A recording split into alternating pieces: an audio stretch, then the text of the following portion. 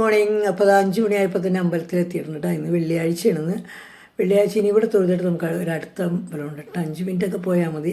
അങ്ങോട്ടും ഒന്ന് പോകണം. അപ്പം ഞങ്ങൾ തൊഴുത് വിളക്കൊക്കെ കത്തിച്ച് കഴിഞ്ഞ് നേരെ അങ്ങോട്ട് പോകണേ. അപ്പം ചില സ്ഥലങ്ങളിൽ വരുമ്പോഴത്തേക്കും ഭയങ്കര ഇരുട്ടുണ്ട് കേട്ടോ റൂട്ടിൽ. ഇന്നപ്പോൾ അമ്മുണ്ട് ഞങ്ങളൊപ്പം കേട്ടോ. അപ്പോൾ അവൾ സ്കൂൾ അടച്ചെങ്കിലും ഉറക്കമൊന്നുമില്ല. അവൾ രാവിലെ ഞങ്ങളൊപ്പം മിക്കപ്പോഴും പോരും. അപ്പോൾ ഈ അമ്പലത്തിലും പോയി ഇറങ്ങിയപ്പോഴത്തേക്ക് 6 മണിയൊക്കെ കഴിഞ്ഞ്. ഇനി ഞങ്ങൾക്കൊന്ന് 2-3 വട്ടം നടപ്പും കൂടി കഴിഞ്ഞിട്ട് വേണം കയറാൻ വീട്ടിലേക്ക്.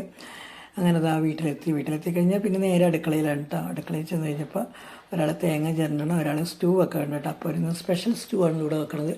അപ്പോൾ ചെല്ലി എനിക്ക് ടേസ്റ്റ് ചെയ്യാൻ എൻ്റെ കയ്യിലോട്ട് ഒഴിച്ച് തരികയുണ്ട്. അതൊക്കെ ടേസ്റ്റ് ചെയ്ത് കാപ്പിയുടെയും കഴിഞ്ഞു വെച്ചു. ഞാൻ അടുത്ത ഡ്യൂട്ടിക്ക് അടുക്കളയിലോട്ട് കയറണേണ്.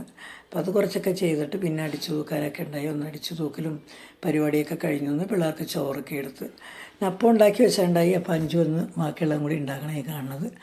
അപ്പോൾ നമുക്കിന്ന് ചോറിന് കൊണ്ടുപോകാനുള്ളതുള്ളത് ബീറ്റ്റൂട്ടല്ല, ബീൻസ് തോരനാണ് കേട്ടോ. ബീൻസ് തോരനും രസമാണ്.